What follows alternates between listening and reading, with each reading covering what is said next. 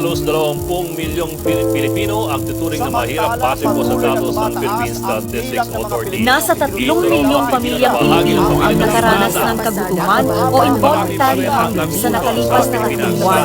Base ito sa survey na isinagawa ng Social Weather Station. Sa bawat araw, milyon-milyong Pilipino ang nakikipaglaban sa kahirapan. Ang ilan, nagsasakripisyo para kumain. Ang iba, para lamang makapasok sa paaralan. Ngunit sa kabila ng lahat ng ito, may pag-asa.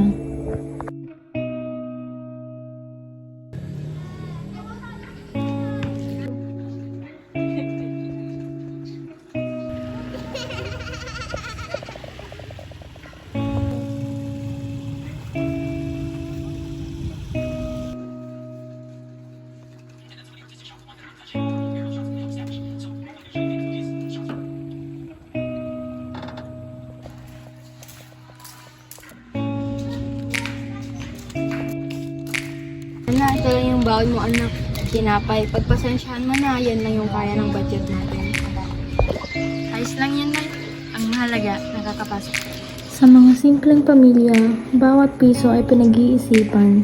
Pero kahit kulang, tuloy pa rin ang laban.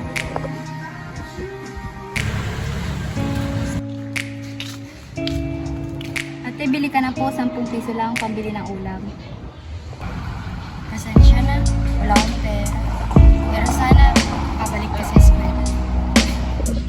Balang araw atin kapag nakayanan na namin. Sa halip na mag-aral, marami ang natutong magbanat ng buto sa murang ito.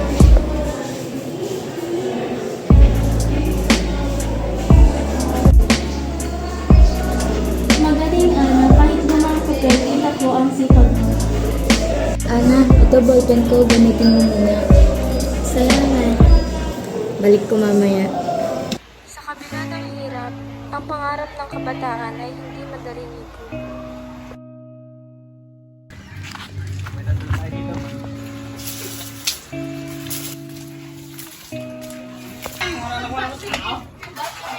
Mga anak, mag-aral kayo ng mabuti ha, para magkaroon kayo ng magandang kinabukasan. Opo pa. Promise po.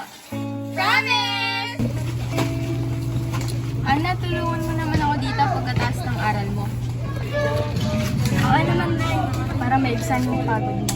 Para sa maraming magulang, ang edukasyon ng anak ay tanging pamana na kayang ibigay.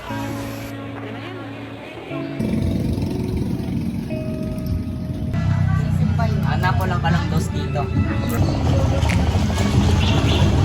Pasensya na po po yan, babalik na lang po.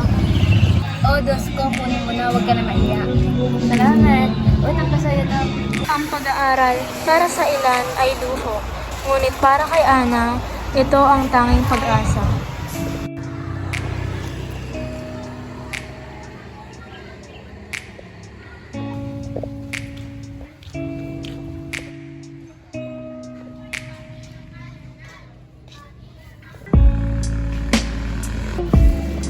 Oh, hati tayo. Baka di ka pa kumakain.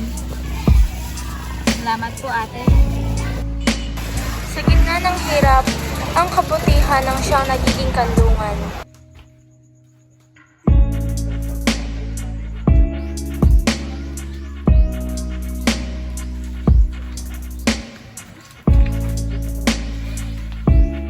Ana, magpahinga ka na. Bukas mahaba na naman ang araw. Ay, hindi po. Kailangan ko pa pong tapos to. Balang araw matutulungan ko po kayo. Anak, sapat na nakikita ka namin na nagsisikap ka. Pero, wag mong kalimutan niyong kalusugan. Pa, mas lalong worth it pag nakatapos ako. Ang pangarap ng isang anak ay nagiging ilaw ng pamilya.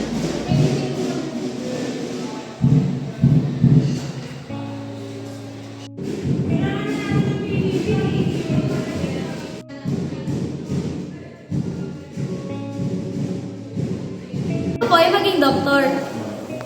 Gusto ko pong maging nurse. Gusto ko pong maging engineer paglaki ko. Wow! Ikaw naman, Ana. Anong pangarap mo? Gusto ko po maging guro para matulungan ang mga batang tulad ko na minsan walang pagkakataon. Ang pangarap kapag ibinahagi ay nagiging inspirasyon.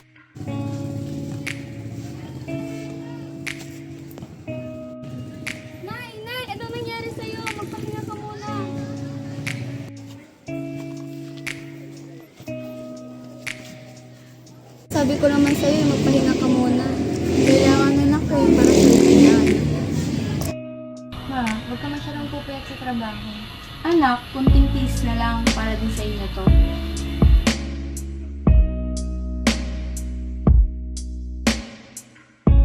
Hindi madali ang buhay, pero kung magtutulungan tayo, walang kabataan na maiiwan. Ang laban sa kahirapan ay hindi lang laban ng mga mahihirap. Laban ito ng buong bayan.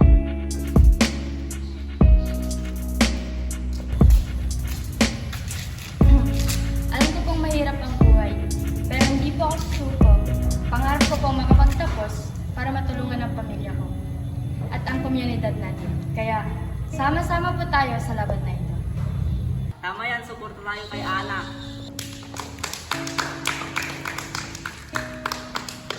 Ang laban sa hirap ay mahaba, mahirap at puno ng sakripisyo. Ngunit sa bawat hakbang, may liwanag na sumisibol.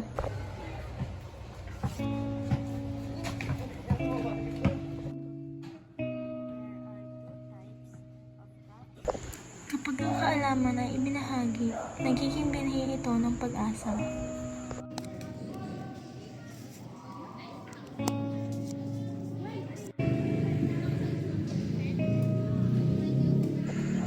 Ang sakripisyo ng magulang ay nagbibigay lakas sa mga pangarap ng anak.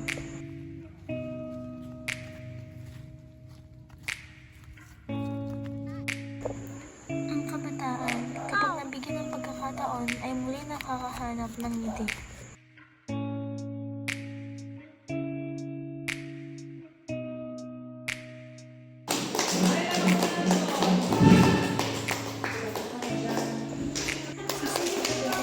Dumarating ang munting pag-ibig.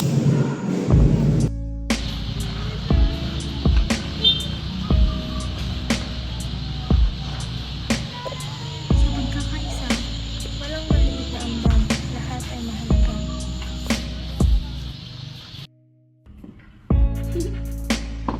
Ang pamilya Ano pa kinabukasan kahit ninyo? tapos, ay nagiging buo sa pagmamahal at pangarap. Ang laban sa kahirapan ay hindi madaling tapusin, ngunit habang may pangarap, may dahilan para ipagpatuloy ang laban.